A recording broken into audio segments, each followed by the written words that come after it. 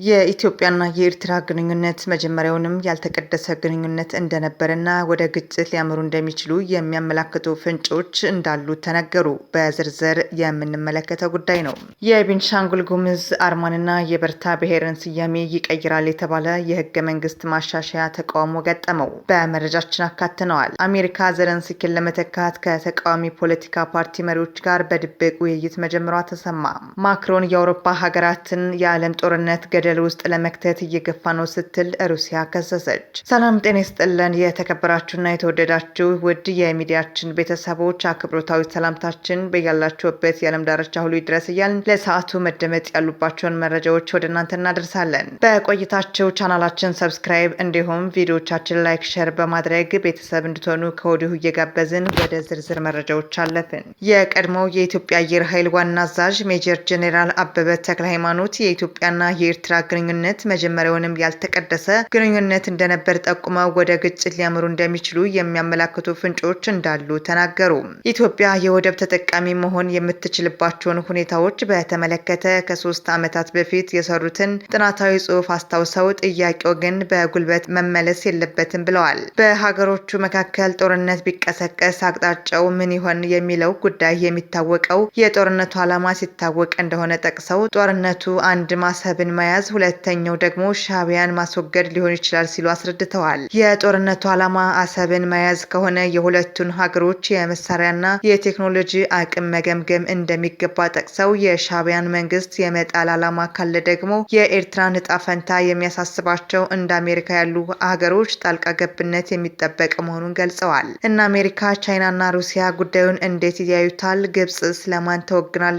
የሚለውን ሌላኛው ጉዳይ ነው። ኢትዮጵያ አሰብን ሊያዝ ብትል የተባበሩት አረብ ኤምሬትስ ቢደግፏት ሳውዲ አረቢያ ግን ደስተኛ ላትሆን ትችላለች። እንዲህ አይነት ቀውስ ግብጽንም መጋበዙ አይቀርም። የሶማሊያና የሶማሌላንድን ፍላጎት የቱርክ አሸማጋይ ሆኖ በቀጠናው ውስጥ መገኘት እንዲሁም የትራምፕ ወደ ስልጣን መምጣት ማመዛዘን ያስፈልጋል። የቀጠናው አስተላለፍ ይቀየር ቢባል እንኳን አስተላለፉን በቀይ ባህር ብቻ መቀየር አይቻልም። አሰብን መያዝ የኢትዮጵያ ጉዳይ ብቻ እንዳልሆነ መገንዘብ ይገባል ሲሉ አብራርተዋል። ከ28 ዓመታት በፊት በተካሄደው የኢትዮ ኤርትራ ጦርነት ወቅት ሻዕቢያን የመደምሰስ አቅም የነበረ ቢሆንም ይህ አለመደረጉ ትልቅ ስህተት እንደነበር የገለጹት የቀድሞው የአየር ኃይል ዋና አዛዥ ከዚያ በኋላ በነበሩት 18 ዓመታት የተሰራው ጠላትን በዝምታ የማቆየት ትልቅ ስህተት ከባድ ዋጋ ማስከፈሉን ተናግረዋል። በተለይም በሰሜኑ ጦርነት ወቅት የትግራይ ሕዝብ ዋጋ እንዲከፍል ምክንያት ሆኗል ብለዋል። አሁንም ጦርነት ከተቀሰቀሰ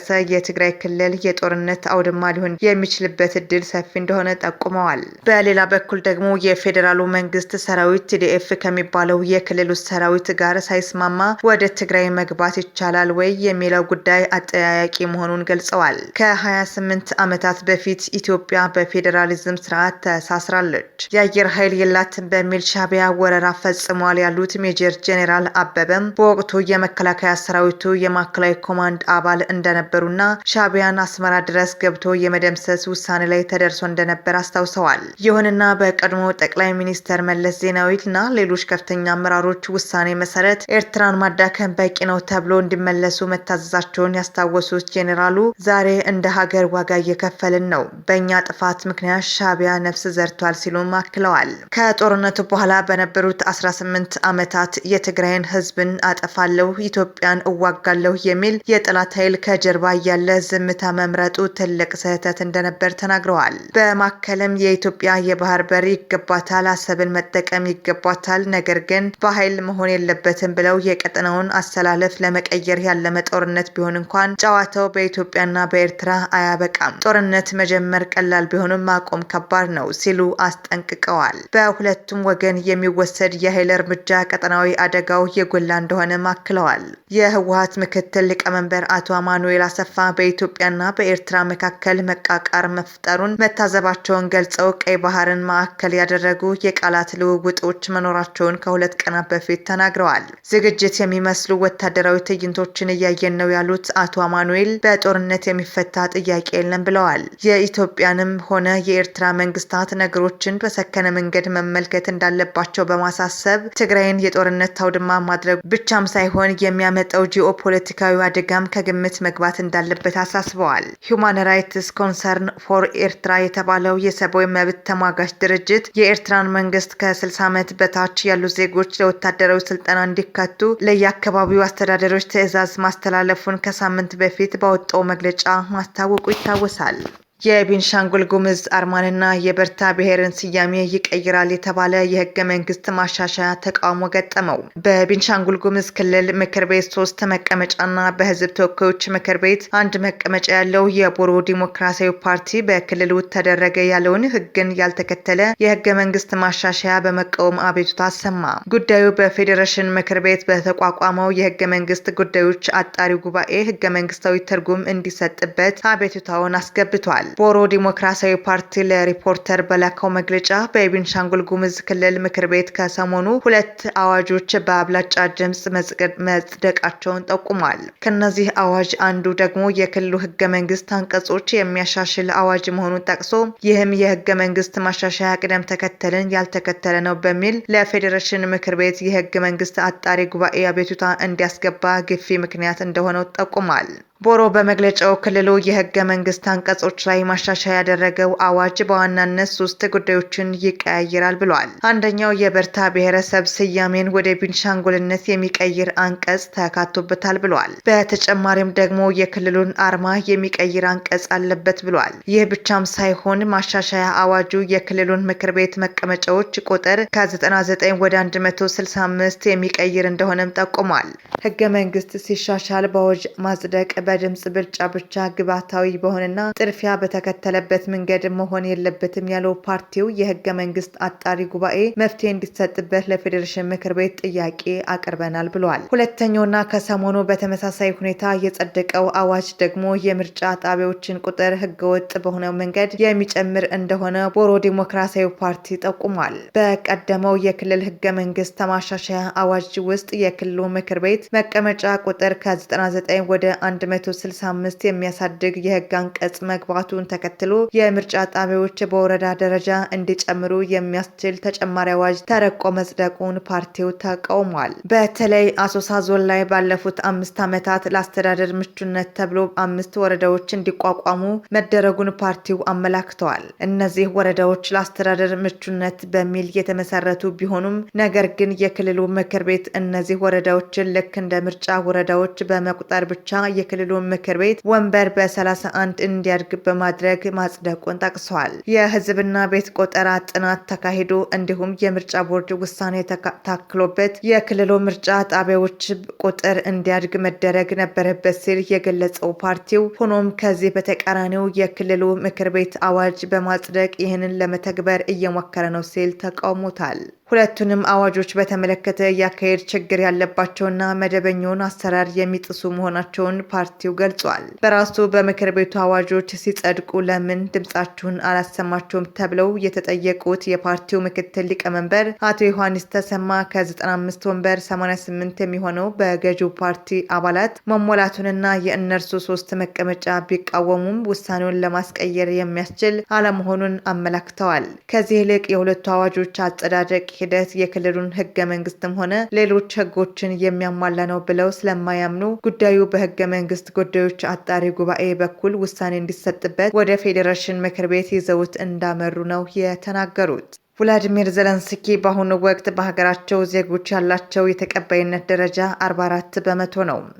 የትራምፕ አስተዳደር ደጋፊዎች የዩክሬን ፕሬዝዳንት ቭላዲሚር ዘለንስኪ ከሚቃወሙ የፖለቲካ መሪዎች ጋር ሚስጥራዊ ውይይት መጀመራቸው ተነግረዋል። ፖለቲኮ ጋዜጣ ይዞት በወጣው ዘገባ በጦርነቱ ምክንያት በተጣለው ወታደራዊ አስተዳደር ምክንያት ተራዝሞ የነበረው ምርጫ በቅርቡ እንዲደረግ ግፊት እያደረገች የምትገኘው አሜሪካ ዘለንስኪን የሚተካ መሪ በማፈላለግ ላይ ትገኛለች ተብሏል። የትራምፕ አስተዳደርና ደጋፊዎች ዘለንስኪ ከስልጣን እንዲለቁ ግፊት እያደረጉ እንደሚገኙም ተሰምተዋል። ፕሬዝዳንት ዘለንስኪ እኔን መተካት ከባድ ነው ያሉ ሲሆን እነዚህ ምስጢራዊ ስብሰባዎች የተካሄዱት የአሜሪካና የዩክሬን ፍጥጫ እየጨመረ በሚገኝበት ወቅት የዘለንስኪን አማራጭ ለመፈለግ ሲሆን ይህም የፕሬዝዳንቱ አስተዳደር የወደፊት እጣ ፈንታ ላይ ጥያቄዎችን አስነስቷል። ፖለቲኮ ጋዜጣ ማንነታቸውን ካልጠቀሳቸው ምንጮች ባገኘው መረጃ ሚስጥራዊ ስብሰባዎቹ ከቀድሞ ፕሬዝዳንት ዩሊያ ቲሞሼንኮ እና ሌሎች የፖለቲካ ኃይሎች ጋር እየተደረጉ ናቸው።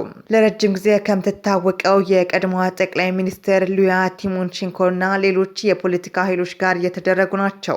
ድርጊቱን የተቃወሙ ሰዎች በተለይም በሚሊዮኖች የሚቆጠሩ የዩክሬናውያን በጦር ግንባር እየተፋለሙ በሚገኙበትና በውጭ ሀገር በስደት በሚኖሩበት ጊዜ ይህ እርምጃ ትርምስ በማስከተል የሩሲያ ጥቅም እንዲያስከብር እየተከራከሩ ነው።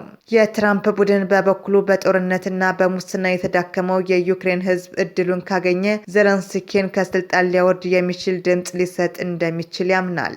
የዩክሬን የፖለቲካ መሪዎችን አናግረዋል ከተባሉ የአሜሪካ ባለስልጣናት መካከል አንዱ የሆኑት የአሜሪካ የንግድ ሚኒስተር ሃዋርድ ሉቲንክ ትራምፕ በዩክሬን ፖለቲካ ውስጥ ማንኛውንም አይነት ቀጥተኛ ጣልቃ ገብነት እንደማያደርጉ ቢክዱም የአሜሪካው ፕሬዝዳንትና አጋሮቻቸው የሚሰጡት መግለጫ በዘለንስኪ ላይ ግልጽ የሆነ ጫና እያሳደሩ እንደሚገኙ አመላካች መሆኑን ያሳያል። ፕሬዝዳንት ትራምፕ ከዚህ ቀደም ዘለንስኪን ያለ ምርጫ የሚመራ አምባገነን ሲሉ መወረፋቸው ይታወሳል። በቅርቡ በዋሽንግተን በሁለቱ መሪዎች መካከል ከተካሄደው ፍጥጫ የተሞላበት ክርክር በኋላ ደግሞ የአሜሪካ ከፍተኛ ባለስልጣናት ዩክሬን ለሰላም ዝግጁ የሆነ አማራጭ መሪ ያስፈልጋታል ሲሉ መናገራቸው ይታወሳል።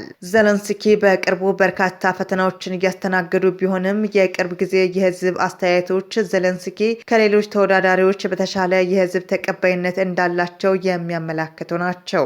የትራምፕ አስተዳደር ምርጫ የሚደረግ ከሆነ ዘለንስኪ ከስልጣን ሊነሱ እንደሚችሉ ቢያምንም የተለያዩ የፖለቲካ ተንታኞች በበኩላቸው በአሁኑ ወቅት ፕሬዝዳንቱን ሊገዳደር የሚችል ጠንካራ አማራጭ እንደሌለ መናገራቸውን ፖለቲኮ አስነብቧል። በቅርብ ጊዜ በተሰበሰቡ የህዝብ አስተያየቶች መሰረት ፕሬዝዳንት ዘለንስኪ 44 በመቶ የዩክሬናውያን ድጋፍ ሲኖራቸው የእርሳቸው ዋና ተቀናቃይ በብሪታንያ ዩክሬን አምባሳደርና ወታደራዊ መሪ ቭላር 20 በመቶ፣ የቀድሞ ፕሬዝዳንት ፔትሮ ፖሮሼንኮ 10 በመቶ ተቀባይነት ሲኖራቸው ዩሊያ ቲሞሼንኮ በበኩላቸው ከ5.7 በመቶ መብለጥ አልቻሉም። እነዚህ የምርጫ እውነታዎች የዩክሬን ተቃዋሚዎች በፖለቲካ ምህዳሩ ላይ እውነተኛ ለውጥ ሊያመጣ የሚችል እጩን ለማቅረብ ያላቸውን ችሎታ በተመለከተ ጥያቄዎችን አስነስተዋል። የትራምፕ አስተዳደር ጊዜያዊ የተኩስ አቁሙን ከፕሬዝዳንታዊ ምርጫ በኋላ ለማድረግና ከዚያም ወደ አጠቃላይ የሰላም ድርድር ለመጓዝ ይፈልጋል።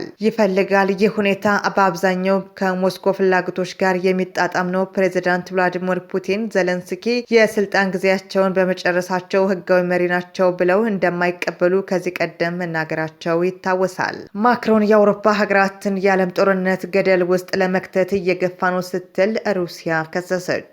የፈረንሳይና ብሪታንያ መሪዎች ከሰሞኑ እየሰጡት ያለው አስተያየት በጠንካራ ወታደራዊ አቅም የሚደገፍ ባለመሆኑ የክሬምሊን ባለስልጣናት ያስታወቁት። ሩሲያ የፈረንሳዩ ፕሬዝዳንት ኢማኑኤል ማክሮን የአውሮፓ ሀገራት የዓለም ጦርነት ገደል ውስጥ ለመክተት እየገፋ ነው ስትል ከሳለች። ሞስኮ የአውሮፓ ስጋት ሆናለች ያሉት ማክሮን ፓሪስ በታሪክ ጥፋት የምትገኘውን አውሮፓ በኒውክሌር ማሰሪያዎቿ ጋሻ ሆና ለመጠበቅ ዝግጁ መሆኗንም ለሕዝብ ባስተላለፉት መልእክት ተናግረዋል። የዩክሬን ጦርነት ወደ ዓለም አቀፍ ግጭት መቀየሩን በመጥቀስ በፕሬዝዳንት ዶናልድ ትራምፕ ፊት ለተነሳችው ኪየቭ የተጠናከረ ድጋፍ ማድረግ እንደሚገባም አንስተዋል። ሩሲያ አሜሪካ ለዩክሬን የምትሰጠውን የጦር መሳሪያ ድጋፍ ማቋረጧን አወድሳለች። ትራምፕ ከሩሲያ አቻቸው ቭላዲሚር ፑቲን ጋር ግንኙነታቸውን ለማደስ መፈለጋቸውን አውሮፓ ለደህንነቱ አሜሪካ ላይ መተማመን እንደማትችል ማሳየቱን የሚጠቅሱ የአውሮፓ መሪዎች ከሰሞኑ ተከታታይ ምክክር እያደረጉ ይገኛሉ። የሩሲያ ባለስልጣናት በተለይ ከፈረንሳይና ብሪታንያ መሪዎች የሚሰነዘሩ አስተያየቶች ሲያጣጥሉ ሰንብተዋል። ለማክሮን የትናንት ንግግር ምላሽ የሰጡት የሩሲያው ሴናተር ኮንስታንቲን ማክሮን በተሳሳተ መነሻ ከፍተኛ ስህተት ያለበት ድምዳሜ ላይ ደርሷል። ሩሲያ በዩክሬን ጦርነት የጀመረችው የአሜሪካ መራሹ ኔቶ ወደ ሩሲያ መስፋፋትን ለማስቆም እንደሆነ ግልጽ ነው ብለዋል። ሩሲያውያን መጡላችሁ በሚል ማክሮን ለዜጎቻቸውና ለአውሮፓውያን እያስተላለፉት ያለው መልእክት ምዕራባውያንን ለአዲስ የዓለም ጦርነት የሚያነሳሳ መሆኑንም አብራርተዋል። የቀድሞው የሩሲያ ፕሬዝዳንት ዲሚትሪን ደግሞ ማይክሮን የሚል የስላቅ ስያሜ ሰጥተው በ2027 ከስልጣናቸው ይነሳሉ፣ ምንም ስጋት አይፈጥሩም ማለታቸው ሮይተርስ ዘግቧል። የክሬምሊን ባለስልጣናት ከሰሞኑ ከማክሮን ብሎም ከብሪታንያው ጠቅላይ ሚኒስትር ኬር ስታርመር የሚደመጡ የጦርነት ጉሰማ አስተያየቶች በጠንካራ ወታደራዊ አቅም የሚደገፍ አለመሆኑንና ሩሲያ በዩክሬን የምታደርገውን ግስጋሴ እንደሚያስቆም ተናግረዋል። የተከበራቸው የቻናላችን ቤተሰቦች ለሰዓቱ ያዝናቸው መረጃዎች እነዚህ ነበሩ። ቻናላችንን ሰብስክራይብ፣ ቪዲዮቻችን ላይክ፣ ሼር በማድረግ ቤተሰብ እንድትሆኑ ከወዲሁ እየጋበዝን በሌላ መረጃ እስክንገናኝ